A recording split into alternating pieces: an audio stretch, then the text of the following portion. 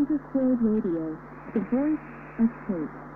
Ici, Radio Mondiale Adventiste, la voix de l'espérance. Here is Adventist World Radio, un suono de hoffnung. Questa è la Radio Mondiale Adventiste, La voce della speranza.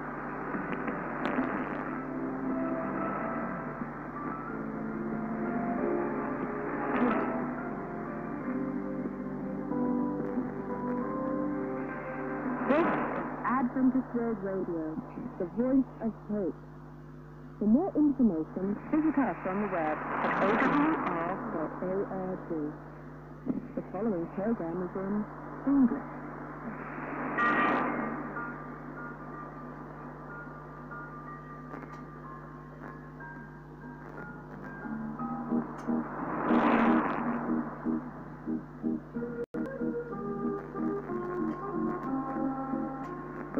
Welcome to Wavescan, the international DX program from Adventist World Radio. Researched and written in Indianapolis by Dr. Adrian Peterson, and produced in the studios of AWR shortwave in Okeechobee, Florida. I'm Jeff White. This is edition NWS 627 for release on Sunday, February 28, 2021. In Wavescan today, Chatham Islands in the South Pacific, the Coast Watch story. We have more from the HSCC Marine 21 Shortwave Frequency Coordination Conference and our Australian DX report.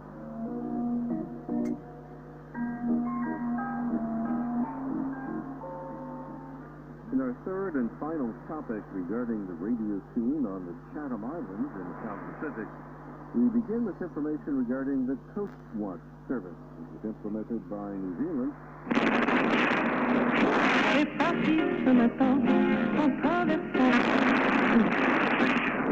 Before we present that Coast Watch story, let's share one item of March 1991, the Radio Rima Gospel Radio Network in New Zealand successfully applied for a medium wave license for a station on Chatham Island. The medium wave frequency 612 kHz was granted, though no further information is given regarding this projected radio broadcasting station. Now, onto the Coast Watch story. It was back in the year 1929 that the Royal Navy in England first gave consideration to setting up a Coast Watch service among the scattered islands of the South Pacific. Program an idea that was implemented in England. However, 10 years later, in 1939, hostilities in continental Europe were bristling, and the outbreak of a deadly war was looming on the horizon. Four of the major European powers, England, France, Germany, and Holland, each supported island colonies in the Pacific areas, and there was thus the realistic possibility that European enmity could also involve the Pacific. In the early part of 1939, before the declaration of open warfare on the European continent, England examined again the concept of a Coast Watch service throughout the islands of the Pacific, inhabited and uninhabited. As far as New Zealand was concerned, very practical plans were laid for the protection of their own many islands, as part of a more extensive plan for Australian participation further afield. Before the war began in September 1939, the ambitious plan for the New Zealand Coast Watch service called for the establishment of 60 such stations to be located on islands generally somewhat under the influence of New Zealand itself. And then subsequently, after hostilities erupted in distant Europe, New Zealand added another dozen Coast Watch stations to the already established planned list. And at that stage, Chatham Island was also included. Thus, by March 1940, 62 stations were already active in the areas that were understood to be the responsibility of New Zealand. As the system unfolded, the general plan for each Coast Watch station was initially for the employment of 3 people, a radio operator and 2 soldiers.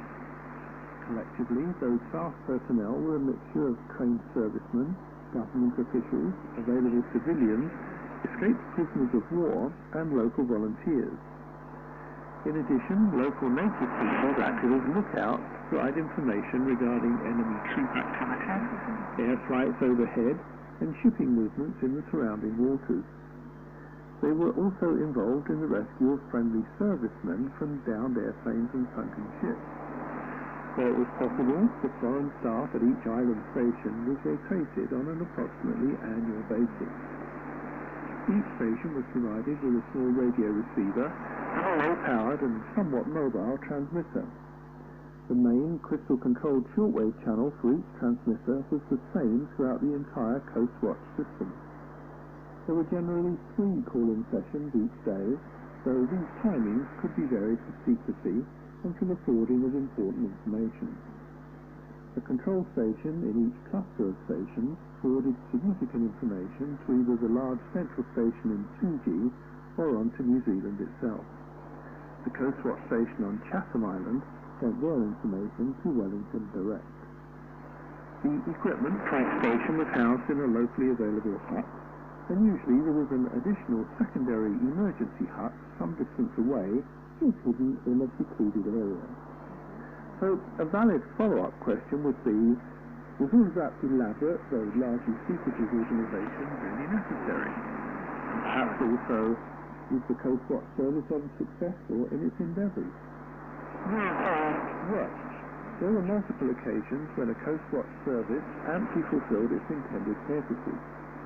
However, in spite of the elaborate net of established stations, German raiders still managed to sink a total of 13 ships in the wider waters around New Zealand. And so, here's an interesting story of one such remarkable event that took place in the waters off the coast of Chatham Island itself. A small inter-island steamer weighing just 546 tons was constructed at the Gould shipyards in Yorkshire, England in 1911 and named the Tees. Some 30 years later, in mid-1940, the Tees was bought by the small Holmes Shipping Company in New Zealand and renamed the Homewood. One of the main routes of the SS Homewood was to traverse the 500-mile-wide Pacific Ocean between New Zealand and the Chatham Islands, carrying cargo, livestock, passengers and postal mail. At 2:30 a.m. on Monday, November the 25th, 1940, the Homewood left the wharf at Waitangi on Chatham Island, bound for New Zealand. Wireless messages from New Zealand had warned of German raiders in the area, but no one at Chatham considered that there was any real cause for concern. Aboard the SS Homewood was a crew of 17 and a list of 12 passengers. The passengers consisted of 3 families, including 5 children, all from New Zealand itself. The main Chatham Islander aboard the Homewood was 19-year-old Clara Evelyn Howe. Unknown to the Homewood, 3 German raiders, the Cormorant, Comet and Orion, lay just over the horizon, though they were disguised as Japanese trading ships, complete with Japanese names and Japanese identification. For several days in advance, these 3 ships were listening to the radio traffic between the coastal communication station ZLC on Chatham Island and their respondent radio stations in New Zealand. Much of the traffic between ZLC and New Zealand was in plain text and not in code, in both Morse code and English speech. In this way, the 3 German and Japanese ships became aware of the time and date of departure of the Homewood from Chatham Island, together with its list of personnel and cargo. They were interested in obtaining the cargo aboard the Homewood, live sheep, food and supplies, and general goods. At 7:25 a.m., many aboard the Homewood were eating their breakfast, and the ship was now 27 miles out, west from Chatham. Captain J.H. Miller suddenly became aware that his ship had steamed straight into a trap, from which there was no way of escape for the slow Homewood.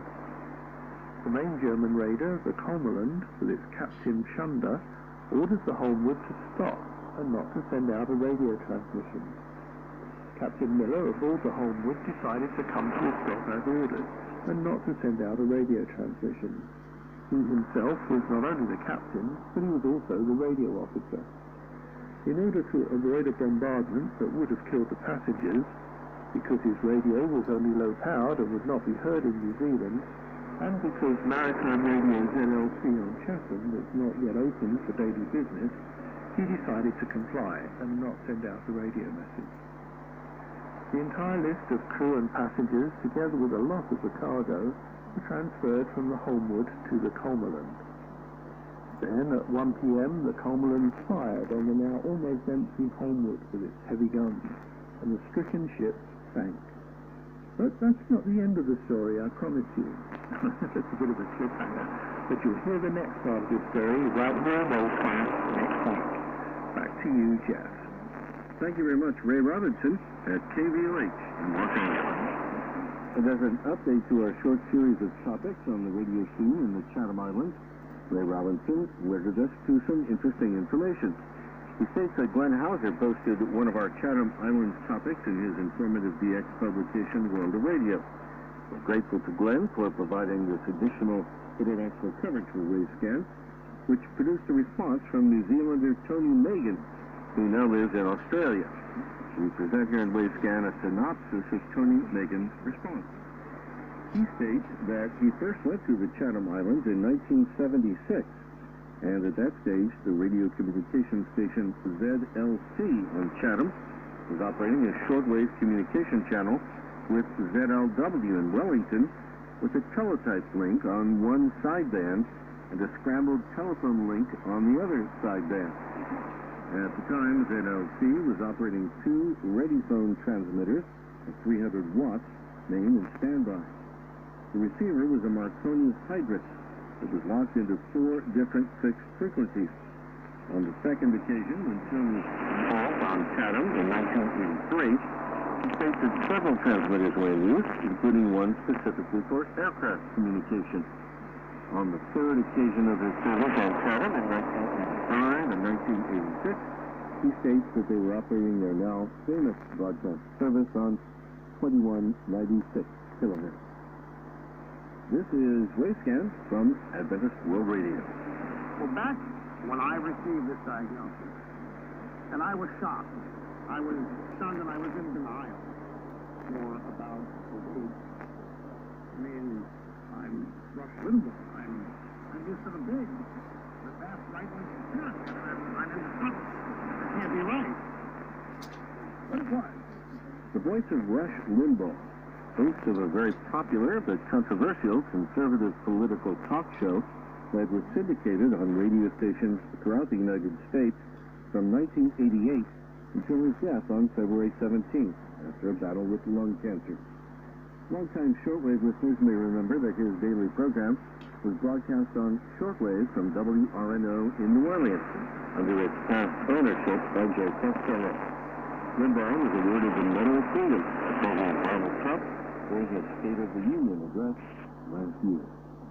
So in the middle of June last year, 2020, we presented the story about the intense bushfires in so many areas of Australia, including the damage to an ABC, FM, and TV station located near Bateman's Bay, south of the city of Sydney. A recent issue of the Australian DX News informs us that the transmission tower at Mount Wanderous, near Bateman's Bay, has been restored, and the station is now back on the air.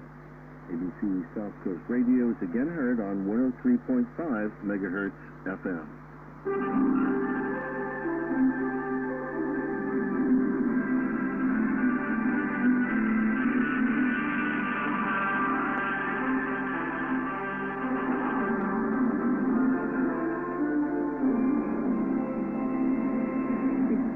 Good morning, Tim Matthews with ABC News.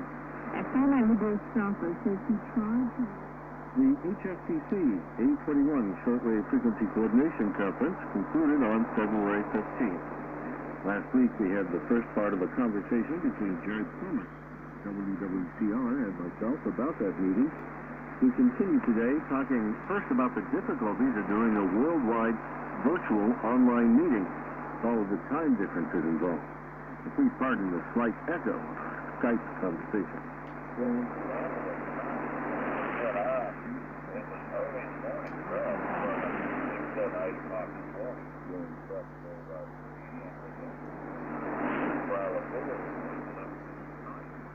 In midday then for the Europeans.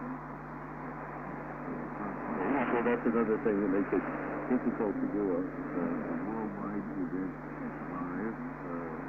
Time zones, but and you can't do anything about that.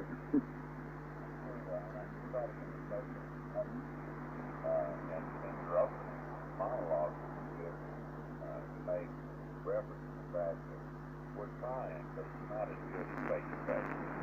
What happens is Vladislav, the secretary of the HFCC, produces these, what they call collision lists every day during the conference. And this conference, by the way, we should say, is not a one-week conference as usual. It's a 3-week conference. So every day he's producing these collision lists, and so what happens is it shows you if you have you're on the same frequency or an adjacent frequency to some other transmission that you would interfere with them or them with you or vice versa, and then you go around and try and work these out with the people that you're having a collision with, and that's a lot easier to do, as you mentioned, in person than it is via.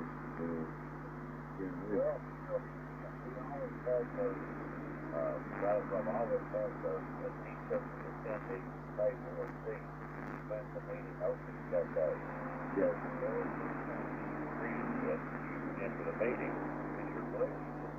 And that leads to a lot of activity right on top of the meeting going to something people that collide into it or collide into it. Larry Plummer of WWCR and I were talking about the HFCC A21 conference. Our shortwave frequency schedules are coordinated for the A21 broadcast season that begins on March 28th. Much more on that in the coming weeks. Now over to Bob Pagela in Melbourne with his Australian DX report. Information received from the ionospheric prediction service in Sydney, New South Wales, here in Australia, advises that solar activity continues to be at a very low level. The 10.7 centimetre solar radio flux has fallen to 72, that's 72, and the Gray equivalent smooth sunspot number has dropped to single digits 8. That's 8. And those figures are not expected to change significantly in the immediate future. It just means that high frequency propagation on long haul paths on darkness or semi-darkness circuits and frequencies above about 10 megahertz will continue to be somewhat unreliable. However, frequencies above about 10 megahertz on daylight paths will be more satisfactory. Now, we have some international shortwave station use compiled with sources. First of all, New Zealand. Frequency changes of Radio New Zealand Pacific. These are 0959 to 1258 on a new frequency of 9700. That's to the Northwest Pacific, Papua New Guinea and Asia in English, Mondays to Fridays, and that's with 100 kilowatts and the antenna 325 degrees. The frequency replaces 11725. And on Saturdays and Sundays, the broadcast is to all Pacific, and that's a DRM service with 50 kilowatts and the antenna 35 degrees.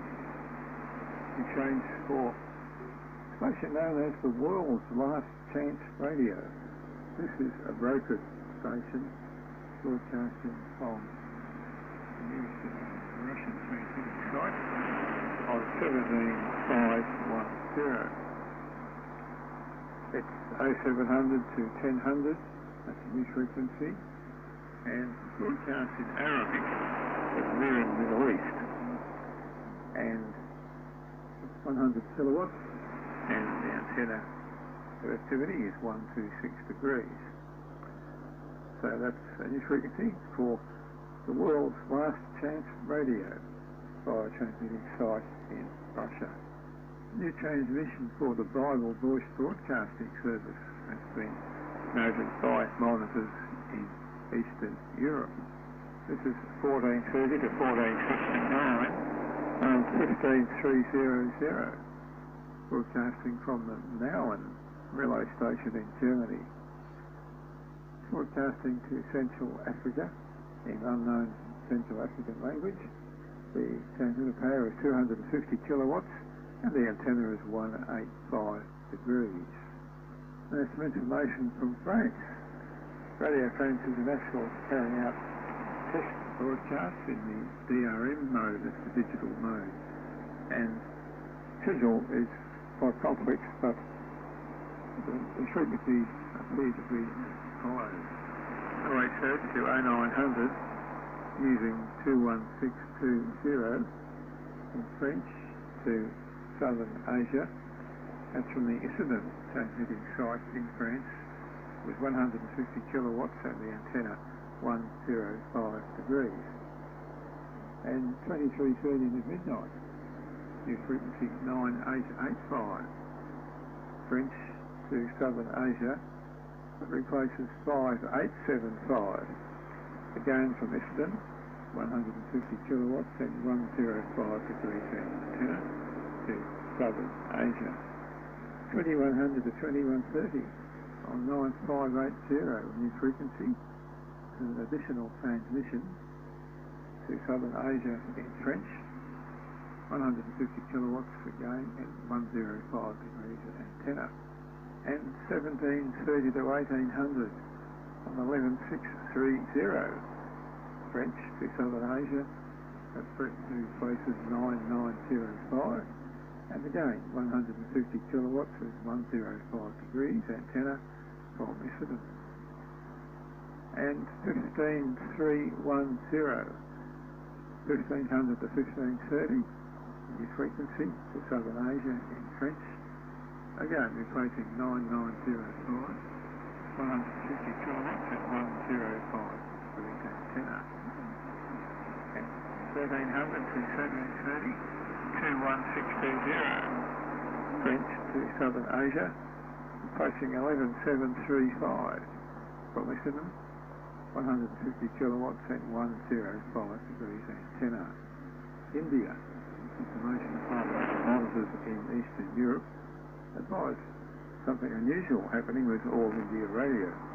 Station has been heard on 15030 from Bangalore between 12:15 and 13:15. Now, the language is not known and it's believed to be intended for East Africa, and it replaces the Swahili service normally on that frequency at that time. Language could be Hindi. It's 500 kilowatts and the antenna 240 degrees. Now, we turn our attention to Australian radio. Australian commercial radio. The industry has reported a strong year-on-year increase in the number of Australians listening to radio on their mobile phones. A report to Commercial Radio Australia says that nearly 2.5 million people, or 17% of the population in the 5 metropolitan markets, listen to live and local radio via their phones at some point each week in the December quarter. The number of listeners tuning in via mobile was up 25% compared to the same period a year ago. There are also increases in listeners tuning in via personal computers and tablets, up 27% to 1.2 million, and on smart speakers, up 58% to 1.04 million. Chief Executive Officer of CRA, Joan Warner, says the data is good news for the industry as it means more Australians are discovering that they can enjoy radio at any time of the day, wherever they are, across a range of devices and platforms, from traditional broadcast to radio applications and smartphones. And the data was derived from the average of the last 3 TJK radio audience measurement surveys conducted in 2020 compared to the same period in 2019. The research found that while broadcast radio continued to be the most common way to access radio, with 83% of people tuning in via AM or FM and 27% via digital audio broadcasting as DAB plus digital radio, mobile phones are the third most popular device used to listen to radio. It shows that some 9% of listeners tuned in via a personal computer or tablet, and 7% use a smart speaker. a strong growth of 58% in the number of Australians listening via smart speakers was off a smaller base of 662,000 people in 2019. Warner says broadcast radio remains the core and most important platform for the foreseeable future, but we're seeing some exciting growth in digital and streaming audiences as a result of investment and partnerships in these areas to make radio even more accessible across multiple devices.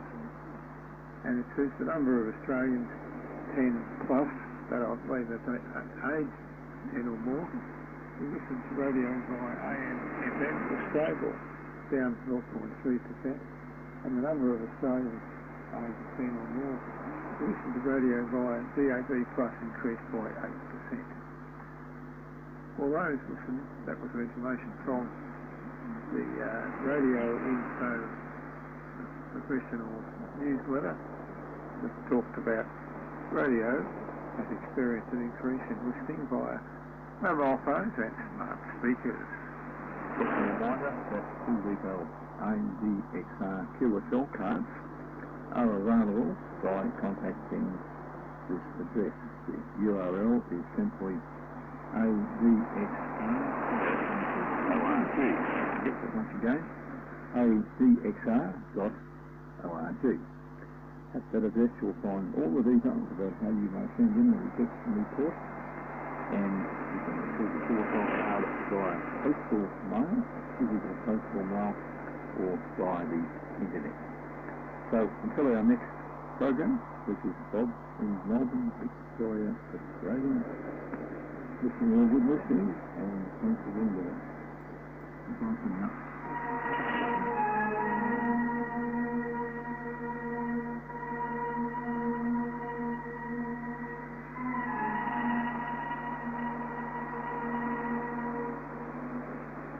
Music by Spanish composer Enrique Granados and the operator Wavescan in Wavescan today.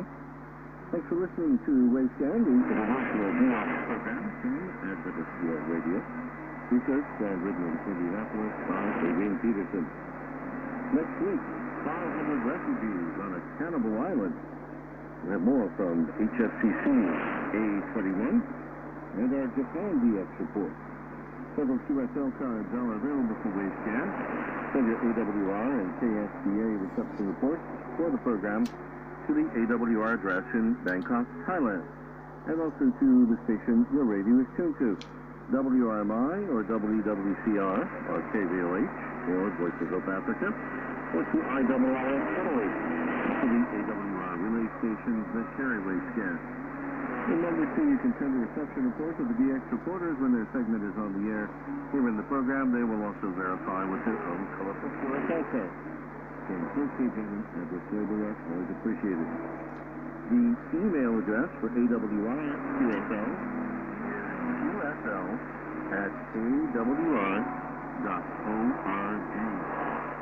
The postal address for AWR QSL cards is Adventist World Radio, P.O. Box 234, Prakanong, that's Prakanong, Bangkok, 10110, Thailand. Again, Adventist World Radio, P.O. Box 234, Prakanong, Bangkok, 10110, Thailand. And the email address for other correspondence to Wavescan, not reception report, is wavescan@awr.org. I'm Jeff White with WRMI Shortwave in Okeechobee, Florida, USA. For next week, good listening, everyone.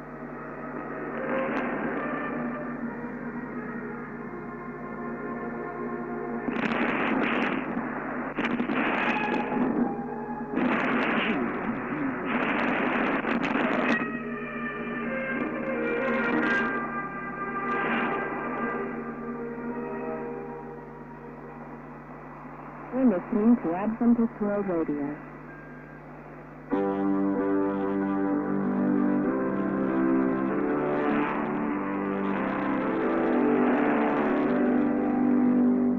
This is Adventist World Radio, the voice escape.